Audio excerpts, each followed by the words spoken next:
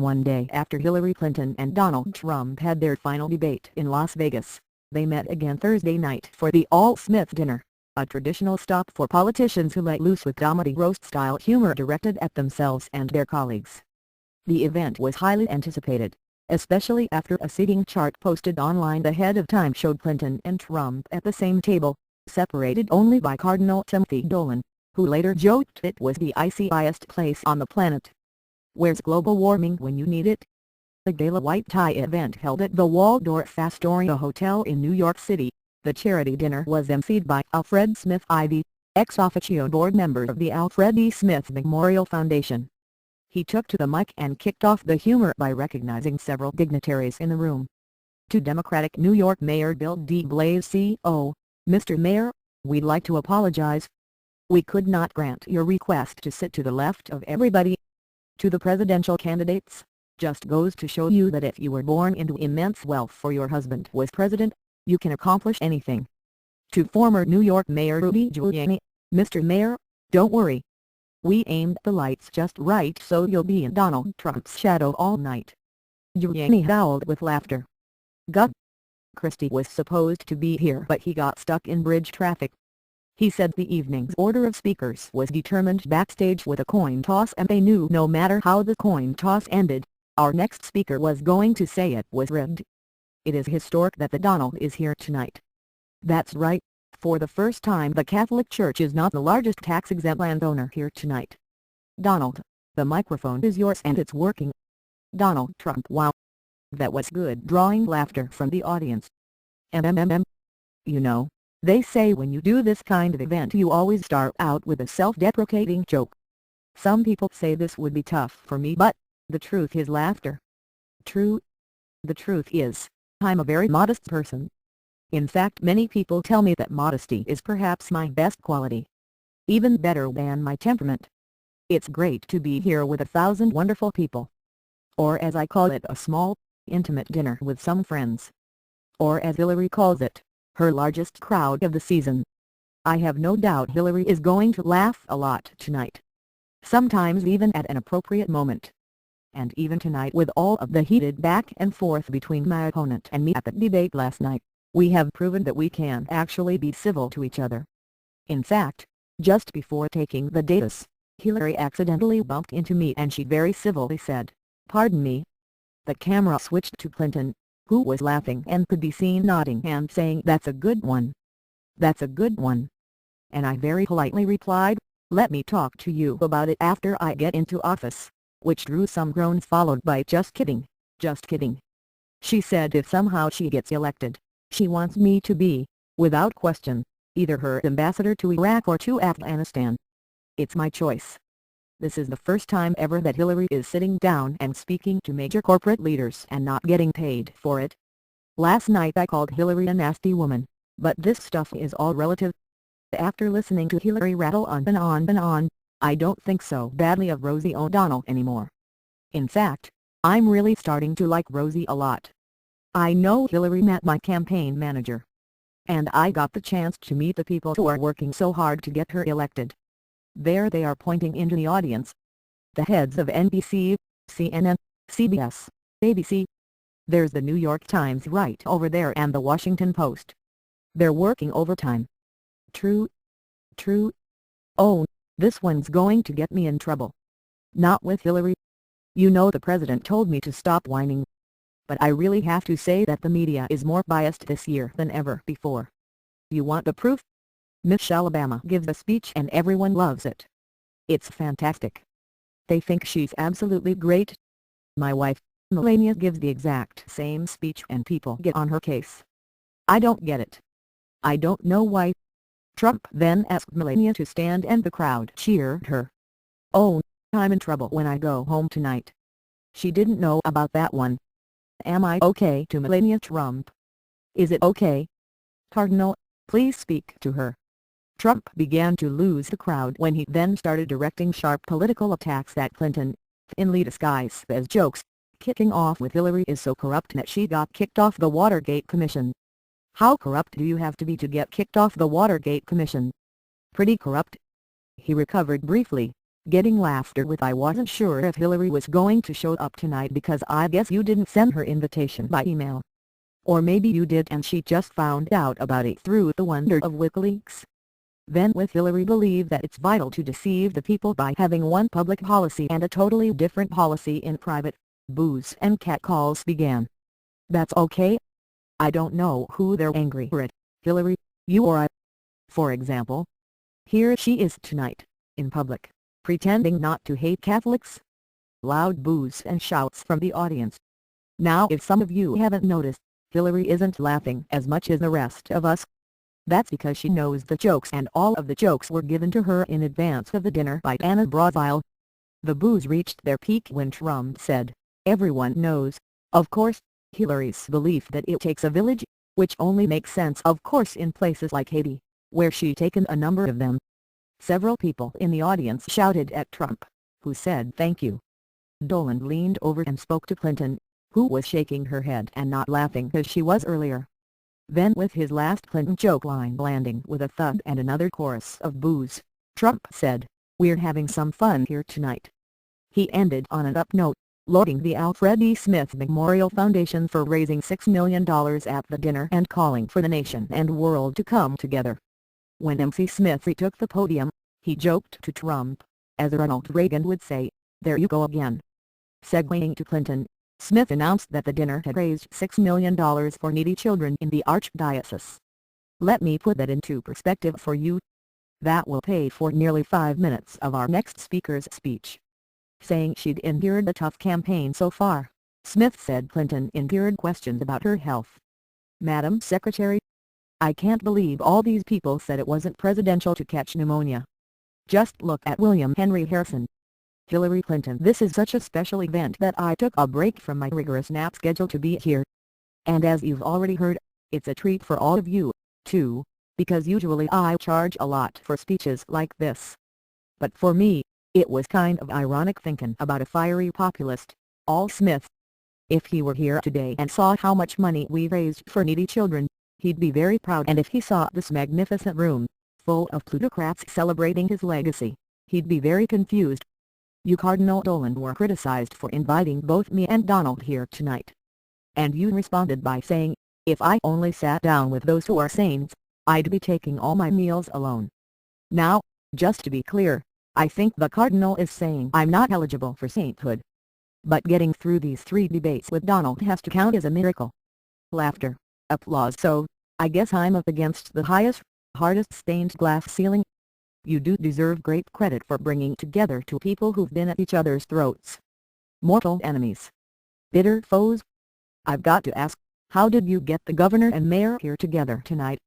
Seekers, de Blasio and Guff, Andrew Cuomo laugh and shake hands. Now I've got to say there are a lot of friendly faces here in this room, people that I've been privileged to know and work with. I just want to put you all in a basket of adorables. And you look so good in your tuxes, or as I refer to them, formal pantsuits. And you know, because this is a friendly dinner for such a great cause. Donald, if at any time you don't like what I'm saying, feel free to stand up and shout wrong while I'm talking." Donald and Melania Trump laugh. "It's amazing I'm up here after Donald. I didn't think he'd be okay with a peaceful transition of power." Same reaction from the Trumps, cheers from the crowd. "And Donald, after listening to your speech, I will also enjoy listening to Indiana Governor Mike Pence deny that you ever gave it." Clinton said she was glad to be back in New York City, describing it as embodying the best of America. "People look at the Statue of Liberty and they see a proud symbol of our history as a nation of immigrants, the beacon of hope for people around the world. Donald looks at the Statue of Liberty and sees a 4. Groans, laughter, maybe a 5 if she loses the torch and tablet and changes her hair. "Now, I'm going to try my best tonight. But I understand I am not known for my sense of humor. That's why it did take a village to write these jokes. People say, and I hear them, I know, they say I'm boring compared to Donald. But I'm not boring at all. In fact, I'm the life of every party I attend, and I've been to 3. And when the parties get out of hand, as occasionally they do, it's important to have a chaperone who can get everyone home safely. and that is why I picked Virginia Senator Tim Kaine to be my vice president. Now, you notice there is no teleprompter here tonight, which is probably smart because maybe you saw Donald dismantle his prompter the other day. And I get that. They're hard to keep up with, and I'm sure it's even harder when you're translating from the original Russian. Howls, Donald Trump laughs, but his wife does not.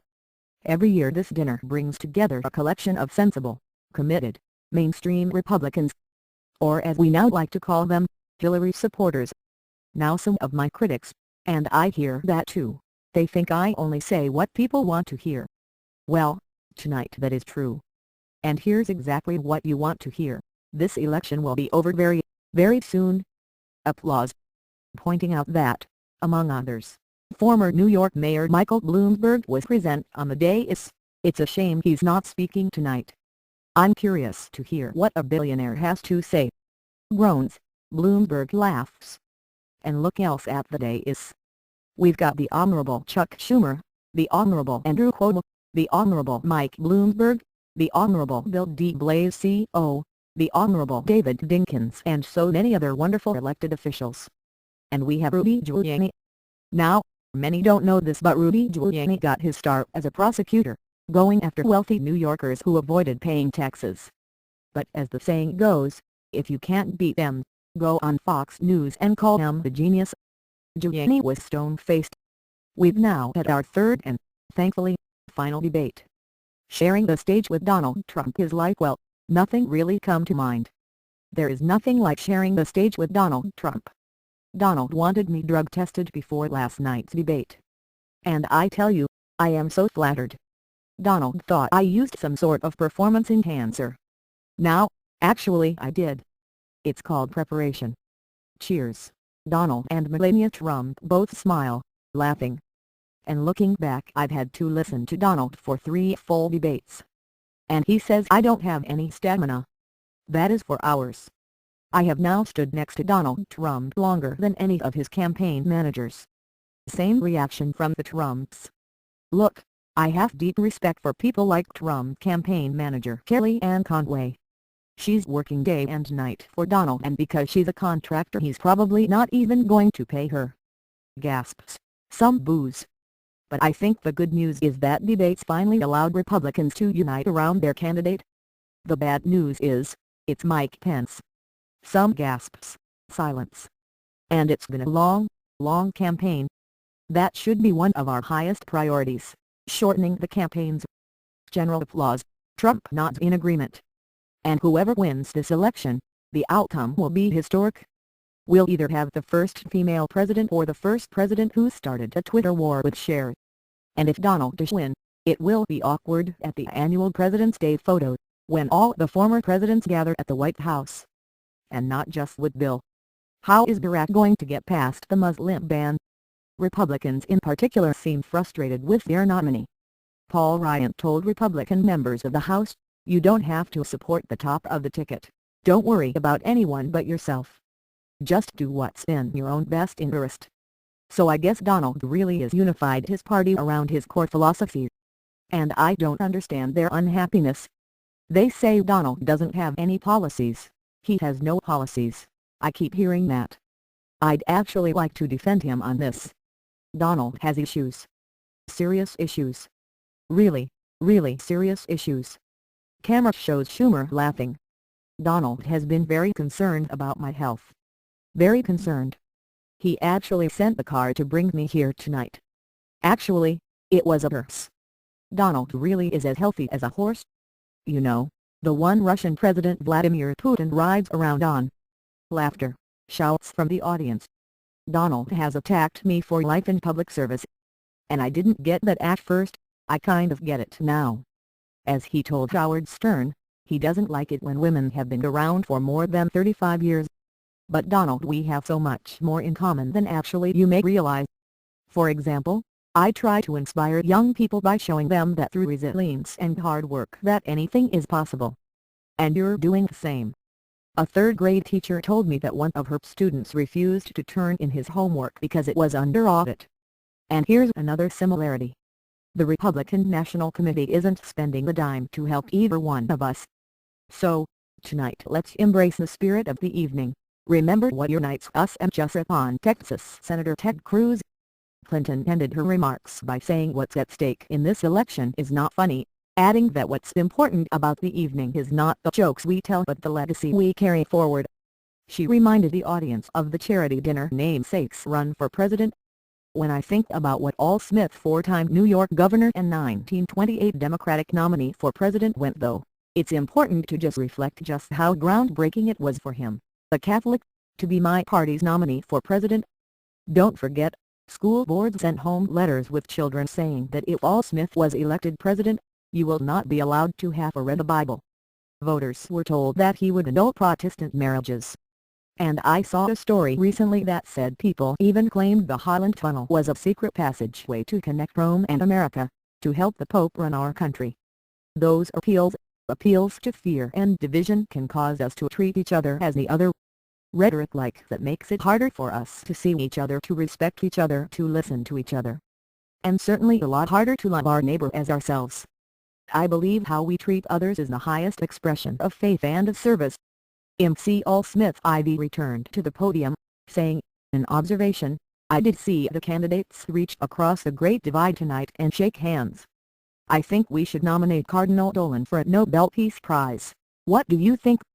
Dolan took the podium to give the benediction, and coughed, saying, "Pardon my congestion and cough, I'm afraid I'm coming down with a cold."